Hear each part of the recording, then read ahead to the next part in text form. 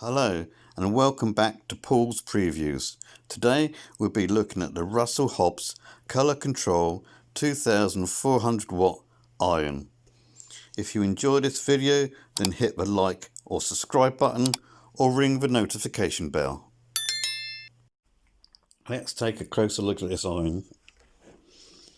As previously stated, this is the Russell Hobbs Colour Control Pro 2400 watts.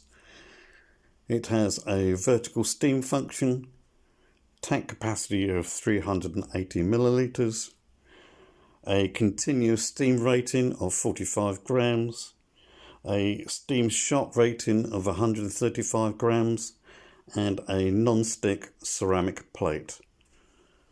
Amongst its other features are a auto shut off feature and a self-clean function. The ceramic plate measures 120 millimeters wide and 230 millimeters high. The iron itself measures 285 millimeters from top to bottom. It measures 150 millimeters from front to back, and it is 120 millimeters wide. The cable is a very generous 2.5 meters long, and the iron weighs 1.5 kilograms. In a little bit more detail, we can see the spray spout, the filler cap, the steam control, the spray button, the steam button, the temperature control, the temperature indication. We can also see the self-clean button, and right at the very bottom, the cable entry.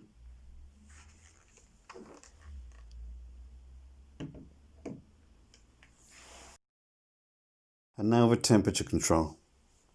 Let's plug the iron in. When you plug the iron in, it comes up with a yellow setting on the temperature gauge. This means that the iron is in standby.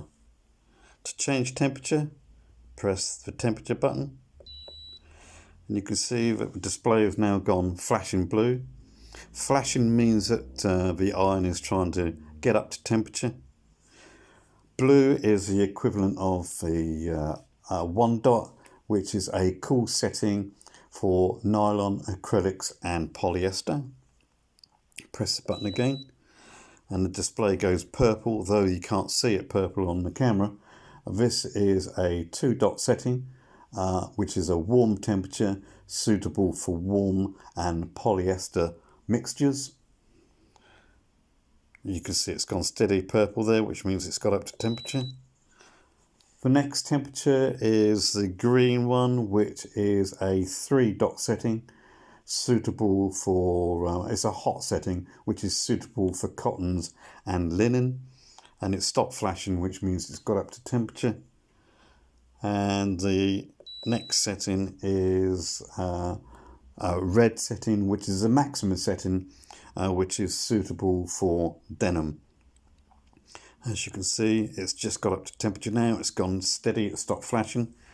And to select another temperature, press the button again. It goes back to standby, and then scroll through blue, purple, and then green. As you can see, it's flashing away there, and it's just got up to temperature now.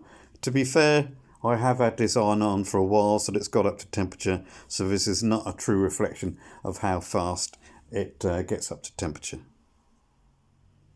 Now that I've filled this iron up with water, I wanted to do an experiment to see how far the water spray would go. So let's just put this on here, let's just select that, press the water spray, give it a couple of sprays. I don't know if you can see that, but the water predominantly has gone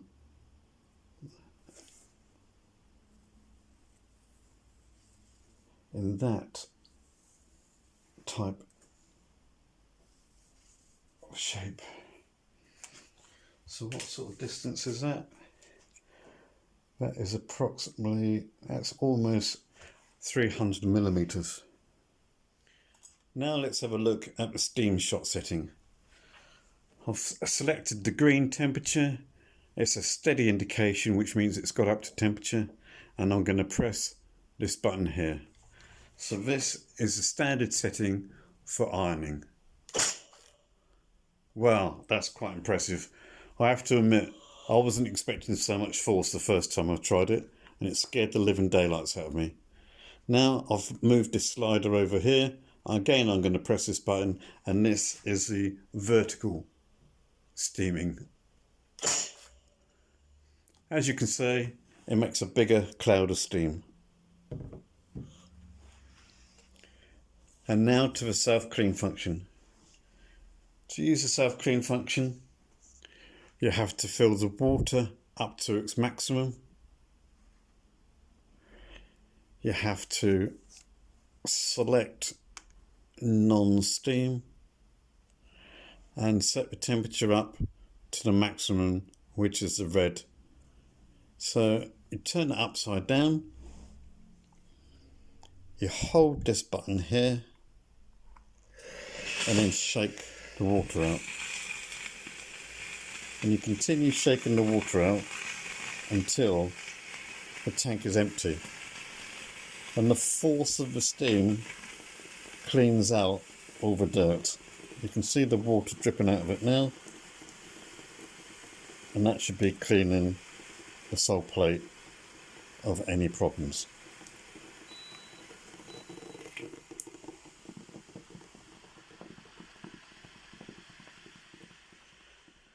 So what is it I like about this iron?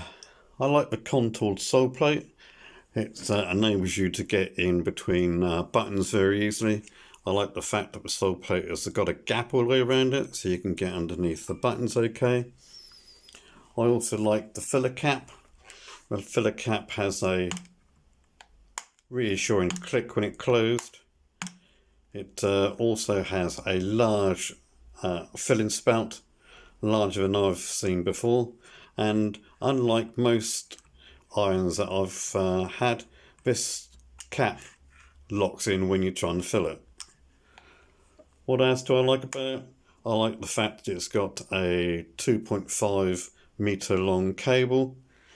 I like the fact that the buttons are big and chunky. They don't feel plasticky, although they are plastic, but they don't feel like they're going to break anytime soon. I like the fact that this iron comes with a self-clean, and I like the strength of the burst of the steam. All in all, I think it's a pretty good iron. So is there anywhere that Russell Hobbs could improve his iron? Not with the iron itself, but with the accessories. It comes with an adequate handbook, but it only comes with a 400 milliliter jug. So it takes 4 fills of a jug to fill the iron, whereas previous irons I've had have come with a 400 milliliter jug, meaning it would only take 1 fill of the jug to fill the iron. In conclusion then, I'm going to give this iron a rating of 9 out of 10. I really like it. If you enjoyed this video, don't forget to like, subscribe or click on the notification bells below, and thank you for watching Paul's Previews.